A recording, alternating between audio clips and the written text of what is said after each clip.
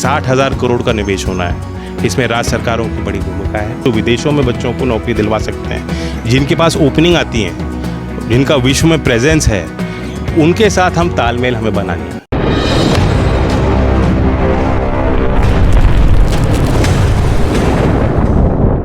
कौशल विकास से संबंधित यहाँ हमारी एक प्रतिष्ठित संस्था का मैं अवलोकन करने आया हूँ, देखने आया हूँ, मिलने आया हूँ। छात्रों से मिलने का अवसर मिल रहा है। कई ट्रेड्स को यहाँ कवर होता है, लैंग्वेज ट्रेनिंग भी दी जाती है। और जो स्किल इंडिया इंटरनेशनल सेंटर की स्थापना का जो प्रस्ताव बजट में जिसकी घोषणा की गई थी, उसमें से पहले चरण में बनारस को यहाँ रखा गया है। तो इसलिए हम चाहते हैं कि कैसे इसमें और विस्तार हो, क्या आवश्यकता है यहाँ और सुधार करने की, सबसे मिल के बातचीत करें। और सर, पूरे देश में कितने स्किल तैयार हो गए हैं अब तक? नहीं, आपका हज़ारों ट्रेड्स हैं जो कवर्ड होते हैं। एनसीवीटी हमारा रेगुलेटर है। लगभग अभी भी 3,500 के करीब कोर्सेज हैं जो उपलब्ध हैं और अलग अलग ग्रेड के हैं। NSQF national skill qualification framework के ग्रेडिंग के तहत अलग अलग कॉम्प्लेक्सिटी के साथ ट्रेड को मैप किया गया है। और PMKVY जो हमारी प्रमुख स्कीम है शॉर्ट टर्म ट्रेनिंग की, उसके अंतर्गत इनको लिया जाता है। ITIs में NSQF अलाइनमेंट है। और हमारे जन शिक्षण संस्थान जो ग्रामीण क्षेत्र में कौशल विकास से संबंधित और एक जो होता है सिटीज़न डेवलपमेंट के लिए भी काम करते हैं, नेशनल प्रायोरिटीज़ पे काम करते हैं, राष्ट्र की प्राथमिकताओं को आगे रखते हुए। तो जन शिक्षण संस्थान भी NSQF के साथ अलाइन है। अभी बड़ी बात यह है कि ITI स्कीम जो बजट में अनाउंस हुई थी, उसको कैबिनेट ने मोहर लगाई। 60,000 करोड़ का निवेश होना है। इसमें राज्य सरकारों की बड़ी भूमिका है। इसमें उद्योग जगत को भी हमें साथ लाना है। जो MSME हैं, जो छोटे यूनिट्स जहाँ चलते हैं, जो परंपरागत उद्योग है, उनका ख्याल रखते हुए जो नई इंडस्ट्री के क्लस्टर आए हैं, उनके साथ मैप करके और ITI के गवर्नेंस, ITI में इंस्ट्रक्टर्स बेहतर हों, अच्छी शिक्षा पद्धति हो, ढांचा भी सुधार हो, ताकि जो बाहर बच्चे वहाँ ITI में आना चाहते हैं उनको लगना चाहिए कि हम एक अच्छे इंस्टीट्यूशन में पढ़ाई कर रहे हैं और आगे उनको एम्प्लॉयमेंट, उनकी मेंटरिंग, पूरी देखभाल इन संस्थाओं के माध्यम से हो।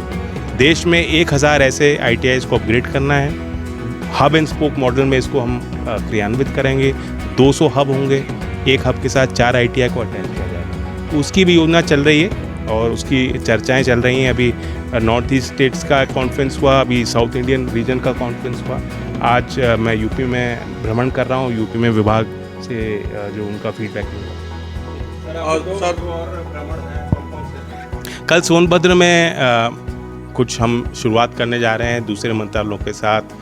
जैसा आप जानते हैं कि सरकार का मंत्र है होल ऑफ गवर्नमेंट, यानी और ख़ास तौर से कौशल विकास मंत्रालय की जिम्मेदारी बनती है, क्योंकि कौशल विकास आज देश में जितनी परियोजनाएं हैं, किसी भी मंत्रालय के अंतर्गत कोई स्कीम चल रही है, उसमें भी कौशल विकास का कुछ ना कुछ पार्ट है। तो इसलिए हम कन्वर्जेंस को अपनाते हुए दूसरे विभागों के साथ, मंत्रालयों के साथ कार्यक्रम निर्धारित करते हैं। विमेन एंड चाइल्ड डेवलपमेंट और ट्राइबल मिनिस्ट्री के साथ साथ दो हमने जो इनिशिएटिव लिए हैं, कल उसकी हम शुरुआत करें। सर, बिहार चुनाव में आपके दल की क्या भूमिका है? बिहार से देश की सत्ता रहती है। बिहार में जन जन पॉलिटिकल हैं, एक्टिव हैं, डेमोक्रेसी और डेमोक्रेटिक ट्रेडिशन से जुड़े हुए लोग हैं। तो हमारी पार्टी की यूनिट अभी वहाँ बनाएंगे, देखेंगे क्या पार्टी का फीडबैक है।